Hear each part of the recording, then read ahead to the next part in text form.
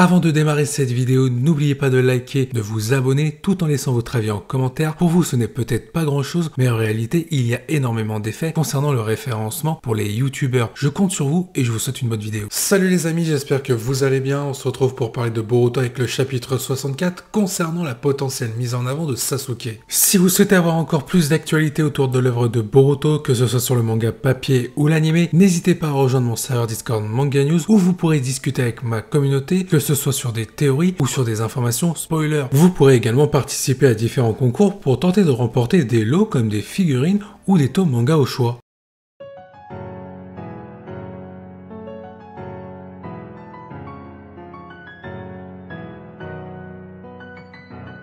On va commencer par un sujet plutôt sensible et houleux, le Rinnegan de Sasuke qui avait été crevé par Borushiki après que Naruto et ses compagnons aient affronté Ishiki Otsutsuki. En effet, beaucoup d'entre vous dans la communauté se posent la question, est-ce que Sasuke a perdu son Rinnegan, oui ou non?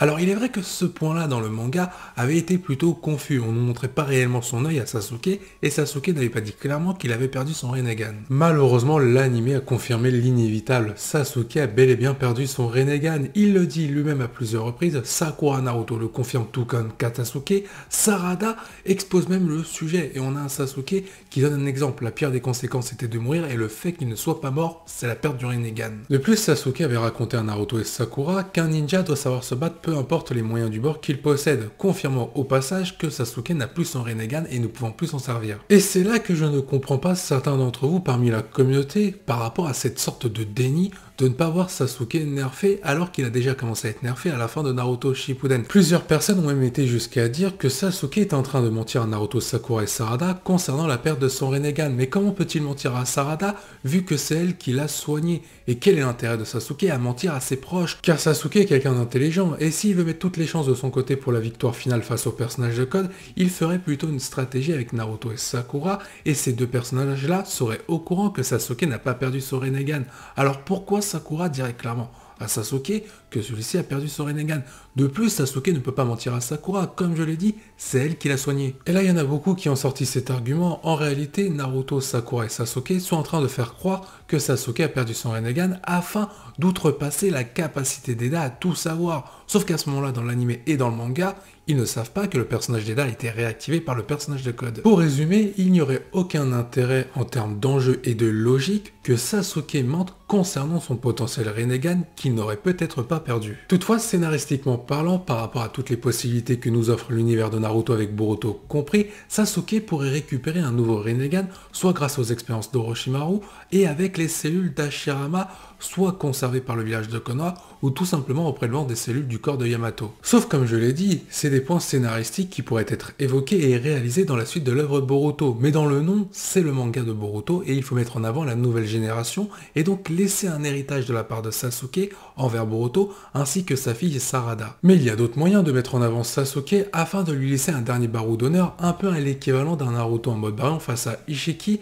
avant de le nerf définitivement. Comme j'en ai parlé tout à l'heure, il y a aussi la possibilité du personnage d'Orochimaru qui pourrait offrir à Sasuke une nouvelle marque maudite, cette fois-ci bien plus parfaite que la précédente ou tout simplement lui redonner un second Sharingan. En termes de connaissances, Orochimaru serait parfaitement capable de recréer un Sharingan artificiel, il l'a déjà fait par rapport au Shin Uchiwa, et on parle d'un mec qui a été capable de créer des Mitsuki. Après, il n'y a pas que le personnage d'Orochimaru qui est très fort en termes d'intelligence, il y a aussi le personnage d'Amado qui pourrait booster Sasuke au niveau de la technologie avec des outils scientifiques ninja intégrés au corps de Sasuke. Surtout que le personnage de Sasuke, on l'a vu encore récemment, il n'a jamais été contre d'utiliser régulièrement des outils scientifiques ninja, notamment face à Ishiki, pour brouiller la vision de son Byakugan. Alors pourquoi pas une collaboration entre Amado et Sasuke, sachant qu'on sait que dans le manga, ils ont discuté tous les deux. Je vais d'ailleurs faire une hypothèse qui pourrait être clairement possible. Admettons que le Shenringan d'Eda et de Demon soit en réalité conçu par Amado. Il n'est pas impossible que celui-ci ait conçu la même pupille pour Sasuke afin de remplacer ce Rinnegan.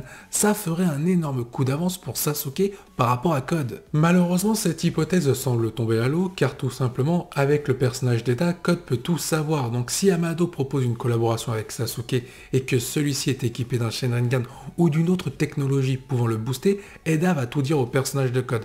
Mais comme je l'ai dit juste avant dans différents points, Amado et Sasuke ne sont pas au courant que le personnage d'Eda a été réactivé. Donc la collaboration entre Amado et Sasuke pourrait bel et bien avoir lieu sans savoir que le personnage d'Eda est actuellement en activité avec le personnage de Code. Et on pourrait avoir un retournement de situation, admettons qu'Eda est au courant des agissements de Sasuke et Amado, elle ne pourrait en réalité rien dire au personnage de Code afin de protéger indirectement Kawaki. Car je tiens à rappeler quelque chose, Eda a un crush pour Kawaki et donc son objectif sera de le garder en vie. Mais si le personnage de Code sent ses objectifs par rapport à Joby et décide de s'en prendre à Boruto et à Kawaki, Eda ne va pas l'entendre de cette oreille et fera tout pour peut-être trahir le personnage de Code afin de sauver Kawaki.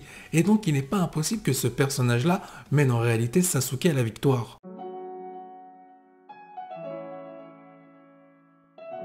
Autre point que je tiens à évoquer, c'est les facultés d'analyse et de l'intelligence de Sasuke qui n'ont cessé de le faire évoluer chaque jour qui ont passé depuis le début de Naruto. Lors du combat de Sasuke accompagné de Naruto face à Jigen, Jigen avait clairement souligné tous les défauts du Susanoo de Sasuke, la vitesse et une faible défense par rapport à la puissance d'un Otsutsuki dans un réceptacle. Il n'est donc pas impossible que Sasuke ait revisité son Susanoo. On pourrait très bien voir un Sasuke réutiliser un Susanoo face à différents adversaires dont le personnage de Code avec une taille humanoïdale, déjà pour compenser la perte de son bras, donc au final le malus se transformerait en bonus, et le fait que le Susanoo soit plus petit pour entourer le corps de Sasuke, une meilleure défense sur des points précis. Et on pourrait même avoir une grande surprise venant de Sasuke par rapport à ses nombreuses années d'absence entre Naruto Shippuden et Boruto, avec peut-être des artefacts appartenant à Itachi comme le miroir de Yatta ou l'épée de Totsuka qui pourraient être dévoilés par Sasuke comme ultime dernière chance face au personnage de Code. On pourrait même faire un coup double en termes de scénario et même de développement pour les personnages individuels.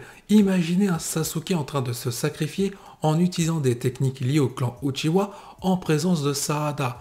On aurait le droit à un dernier barreau d'honneur de Sasuke, une ultime mise en avant de tout laisser à Sarada. Par la même occasion, Sarada, comme je l'ai dit, assisterait à la fin de Sasuke tout en comprenant ce qui s'est passé avec l'histoire du clan Uchiwa dans le passé, là où elle s'était renseignée dans les archives du village de Konoha, notamment dans l'anime.